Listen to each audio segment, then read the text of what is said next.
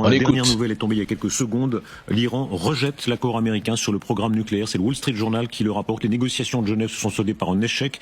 Téhéran refuse absolument même la solution du transfert à l'étranger des stocks d'uranium enrichi, s'opposant totalement à l'arrêt de l'enrichissement, au démantèlement des installations nucléaires et aux restrictions indéfinies de son programme. Et si les Américains attaquent, est-ce qu'il y a assez vite sur place, au sol, des unités de résistance comme celle-là qui peuvent en quelque sorte venir en aide pour renverser le régime? Les gardiens de la révolution sont redoutables. Est-ce qu'ils vous font peur? On n'a pas peur des gardiens de la révolution iraniens.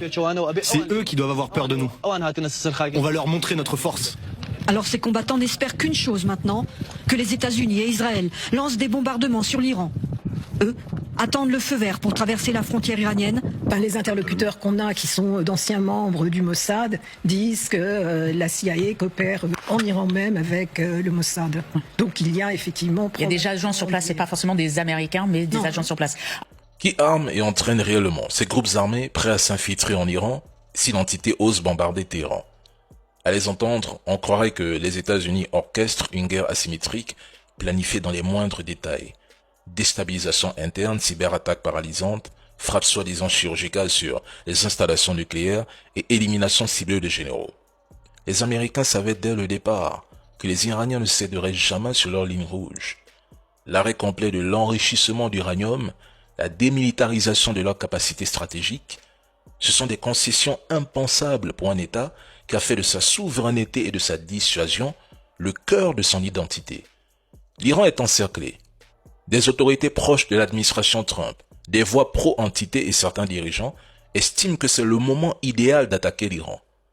D'autres voient une fenêtre ouverte pour faire plier les autorités iraniennes, mais l'Iran ne pliera pas, et des frappes même limitées pourraient au contraire renforcer le gouvernement. Ils ne capituleront pas sur ce qui menace leur existence. Une frappe de l'entité, ou américaine, les pousserait à escalader plutôt qu'à plier. Des strikes prolongés épuiseraient les stocks américains sans garantir le collapse et pourraient solidifier le régime en interne. L'Iran ne se bat pas seulement pour des centrifugeuses ou des missiles. L'Iran se bat pour sa mémoire, pour sa légitimité, pour ne pas devenir un pion sacrifiable dans le grand échiquier mondial. Avant tout ce qui se déroule contre l'Iran aujourd'hui, combien de gouvernements hostiles aux États-Unis, à l'Occident, ont réellement chuté?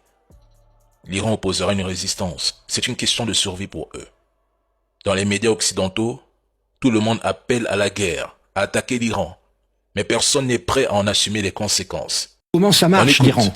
L'Iran, c'est pas un pays où on dit tu vas capituler. Parce que si on prend les exigences américaines qui sont parues dans le Wall Street Journal et qui ont été reprises par Axios, on a vraiment l'impression que on demande à l'Iran de capituler.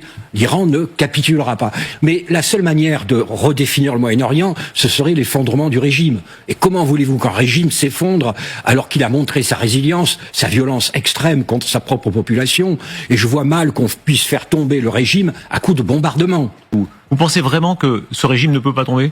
Même si on le bombarde pendant plusieurs jours? Il ne pourra tomber que par la force des Iraniens. Qu'est-ce qui se passe si dans 3 mois, les Iraniens cèdent sur rien?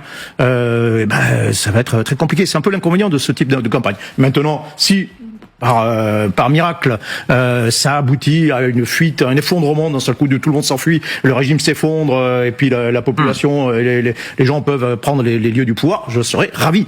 J'en serais ravi. Mais... Je le redis sans détour, je ne crois pas à un accord. Donald Trump ne peut pas reculer. Reculer sans concession serait pour lui un aveu de faiblesse, et Donald Trump ne survit politiquement que par la mise en scène de la domination, et surtout, tant que l'entité considère les mollahs comme une menace existentielle, aucune désescalade réelle n'est possible. De l'autre côté, l'Iran ne peut pas plier. Accepter les conditions aux concessions américaines reviendrait à signer sa propre capitulation, à reconnaître sa défaite historique, politique et symbolique et à accepter sa chute. Or, l'Iran ne capitulera jamais. Géographiquement, militairement, l'Iran est encerclé. Des forces hostiles ou alignées contre lui l'enserrent de toutes parts. Le nombre d'avions d'attaque américains au Moyen-Orient dépasse désormais les 300. Des dizaines d'autres chasseurs sont positionnés en Europe. Plus de 125 avions ravitailleurs KC-135 et KC-46 ont été déployés dans la région. Le plan qui est tracé ici, c'est un changement de régime sans aucun plan pour l'après en Iran. Autour de Donald Trump, nombreux sont ceux qui le poussent à attaquer. L'entité, elle, cherche clairement à provoquer l'embrasement, à forcer l'entrée des États-Unis dans la guerre, peu importe les conséquences, peu importe le chaos. Il le faut pour eux, c'est vital.